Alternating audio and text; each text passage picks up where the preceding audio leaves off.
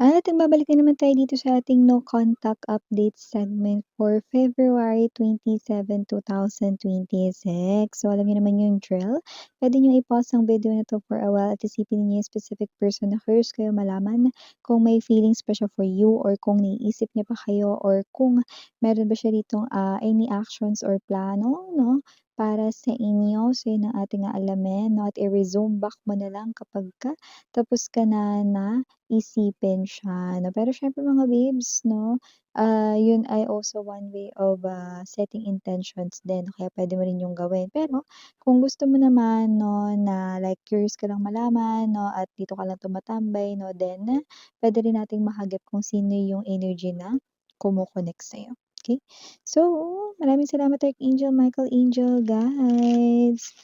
Returning Eastern buyers po yaters, thank you so much. New subscribers, my name is Yan. At yun nga, kung di niyo pa alam, meron pa tayong other channel, link down below sa description box ng reading na ito. Kaya naman kung interesado, i-click lamang yung link dyan. Uy, ang bilis nating nakuha yun ah. So, Six of Cups. Maraming salamat Archangel Michael, Angel Guides. Two of Wands. Page of Swords energy.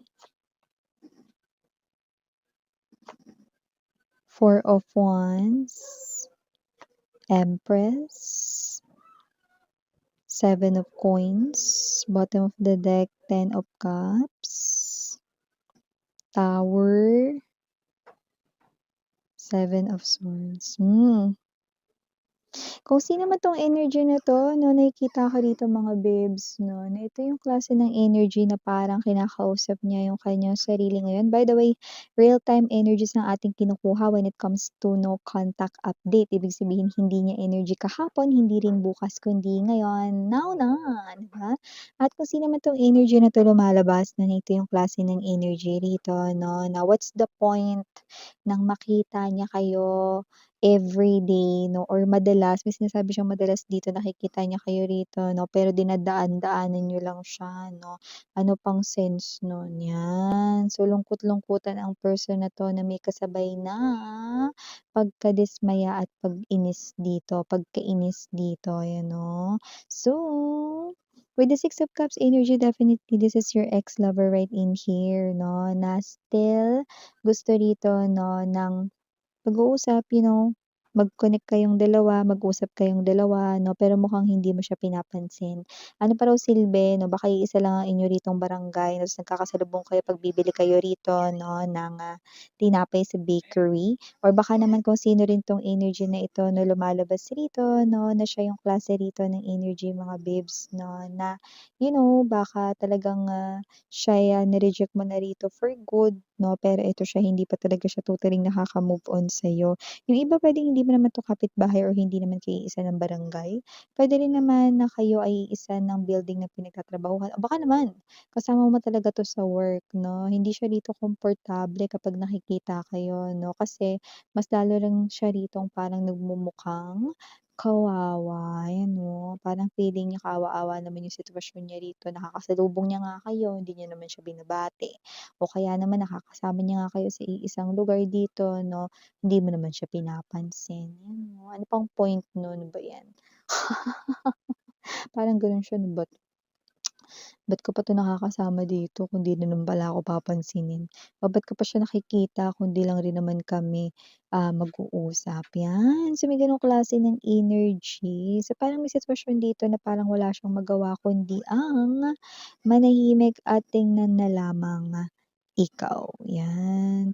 Oh, nakikita ko dito, with the Six of Cups energy, itong person na 'to 'no ay, nahihirapan na mag-move on sa'yo lalo na madalas or lagi ka niyang nakikita, okey? Yung iba naman minsan 'to madalas ka niyang nakikita. Two of Wands yan ang energy 'no, na 'pag makakasalubong ka niya 'no, parang napapahinto siya kasi hindi niya alam kung aatras ba siya or gigilid siya. So, iba-iba, halo-halo yung energy niya 'no, hindi niya maintindihan dito 'no, kasi naiinis siya, nalulungkot din siya, nadidismaya, ayan 'no. So, may gano'ng klase ng energy, pero gano'n pa man nag-aabang pa din. Baka sakaling pansinin mo siya, yun 'no. O so puwedeng ganito, puwedeng yung iba, hindi niya kayo rito hindi niya kayo rito as in parang nakakausap 'no, pero maaaring last time yung iba lang, yung iba, puwedeng last time nung nagkausap kayo sinabi mo, "Okey, sige," yun lang, pero hindi mo naman na siya kinakausap after nun. O yung iba naman talagang wala kayong naging pag-uusap na talagang hindi mo na talaga siya pinansin, may gano'ng klase ng energy rito. So dati nakita ko rito na maganda yung inyong samahan with the Ten of Cups 'no, okey. Bago talaga naguho with the Tower ang inyong relasyon na maganda 'no, maganda ang inyong naging samahan ng taong ito 'no.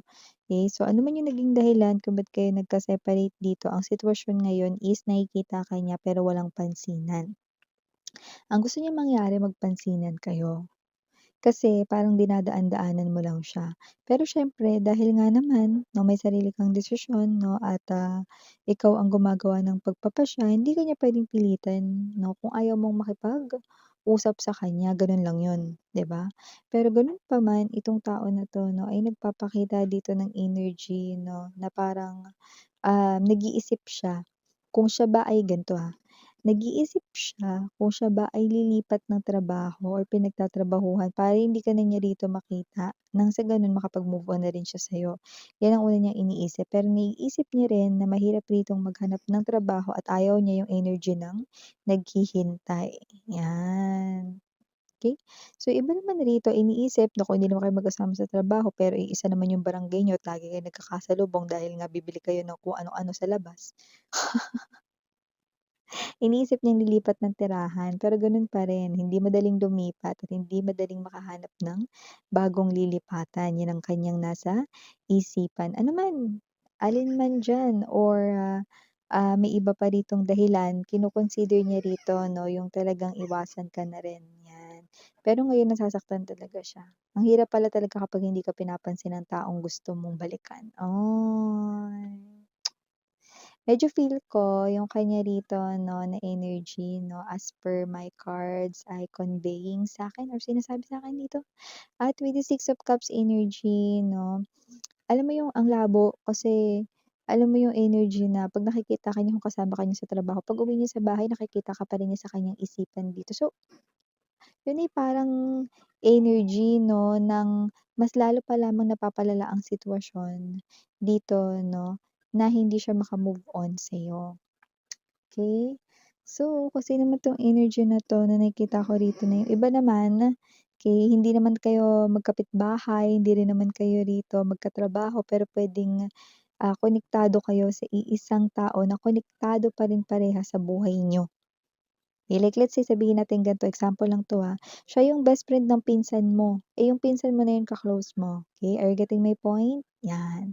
So, parang gano'n, example lang yun, So, may gano'ng klase ng energy, okey? So, parang kahit i-cut off mo na siya sa buhay mo, yung karugtong na tao na malapit din sa buhay mo, konektado sa kanya pa rin, okey? Nakuha mo? So, may gano'ng klase ng energy. Gano'n pa man with the Page of Swords, naghahanap siya rito ng paraan 'no? Naghahanap siya rito ng paraan, sweetheart 'no, para siya rito ay, may pag-andar na 'no? Kasi parang puro pagpaplano na lang. Tapos everytime na sinusubukan niya ritong iwasan ka, mas masakit pala kapagka ikaw talaga yung umiiwas na. Yung dinededma mo siya 'no, 'yan. Parang mas gusto niya pa nga na ikutan mo na lang siya ng eyeballs dito, okey? At least pinansin mo siya kahit gano'n. Pero yung ganito talaga na walang pansinan 'no, yung parang lahat kinakausap mo dun sa lugar na yun pero siya hindi.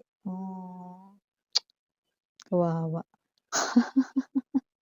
Gano'n pa man, itong energy na 'to 'no, ay nag-iisip ng paraan 'no, para rin sa kanya rito 'no, na sake or kapakanan.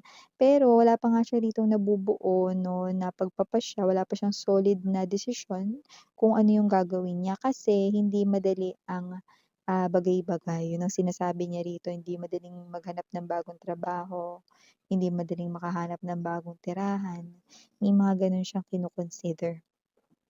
Okay. At kung sino rin 'tong energy na 'to, this person here ay lying. Nagsisinungaling siya dito sa mga tao sa paligid niya. Sinasabi niya wala siyang pakialam sa'yo, okey lang. Lalo na yung nakakaalam ng mga history ninyong dalawa sa love. Pero affected much siya, deep down inside. Yan, yung nakikita ko dito. And also nakikita ko din dito 'no, na naiinggit siya sa mga taong kinakausap mo. Buti pa sila. Yun ang kanyang sinasabi dito. Buti pa sila kinakausap ni Collective, ako hindi ako kinakausap ni Collective. Mas gusto ko pa nga na tingnan ako ng masama ni Collective kasi kahit papaano pinansin niya ako. Ayan. Wala talaga, dinadaan-daanan mo lang talaga siya rito babe, Seven of Swords. Para siyang hangin, alam mo yun, 'no? O kaya para lang siyang upuan 'no, or gamit sa paligid 'no, na wala lang, dadaanan mo lang, lalampasan mo lang 'no, 'yan. Pero feel or ramdam na ramdam niya 'no, ang, pandededma mo. Yan. Hindi ka din naman niya magawang masisi rito kasi with the Tower, hindi niya lang dito nasira ang tiwala at pagmamahal mo, pati rin yung mga, tiwala ng tao sa paligid mo. Yung nakakaalam ng relasyon ninyong dalawa sa side mo, nasira niya rin yung tiwala nung mga yun. Kaya hindi niya masisisi ikaw kung ba't ka ganyan sa kanya, pero yun nga masakit, nasasaktan siya. Kasi ano pa yung point na nakikita ka niya, hindi ka naman niya rito nalalapitan, hindi ka rin niya nakakausap, dinededma mo siya. Yan. Oh, ganun pa man, okey, wala ka naman kailangang gawin. Kung yan talaga ang tunay mong nararamdaman at mas panatag ka diyan, then ituloy mo lang yan 'no. Kasi kung parang feeling mo mas awkward na kausapin siya rito 'no, or magpanggap 'no, hindi naman katanggap-tanggap yun 'no. Magpanggap na na gusto mo siyang kausapin 'no, at ganun na ayaw mo naman talaga 'no, or wala naman kayong dapat na pag-usapan 'no, with the Tower and the Page of Swords 'no, then so be it, 'di ba? Pinakita lang naman dito yung real-time energies niya. Kaya nga tsikahan tayo dito, 'di ba? Sa kanyang energies ngayon para sa inyong no contact 'no, separation ninyo rito 'no, kung ano yung mga iniisip niya ngayon na may kinalaman sa'yo or kung ano yung galawan niya ngayon, may action ba siyang gagawin dito, yan. Yan yung ginagawa niya ngayon. Ito ang kanyang real-time energies. Maaaring may difference kayo nito sa height, puwede rin sa skin color or complexion. Okay, ibig sabihin yung skin color ng isa could be darker or fairer than the other, just take only what resonates, or sa height. One could be shorter or one could be taller than the other, okay? Or baka naman sa iba kayo may differences sa religion, beliefs, traditions, puwede rin naman sa ethnicity, sa language possible din 'no, and yung iba sa ugali. Puwede rin na hindi kayo rito parehas ng, gusto ngayon. Kasi ikaw ang gusto mo siguro iwasan na siya rito for life. Pero deep down inside siya gusto niya rito 'no, mag-usap kayo ulit. Okay. So those are two different things at contrary 'no, sa inyong kinikilos na dalawa. Okay, so for the initials right here, we have capital letter T, K, D, C, P, E. Yan, oh, baka PE yung favorite niyang subject dati,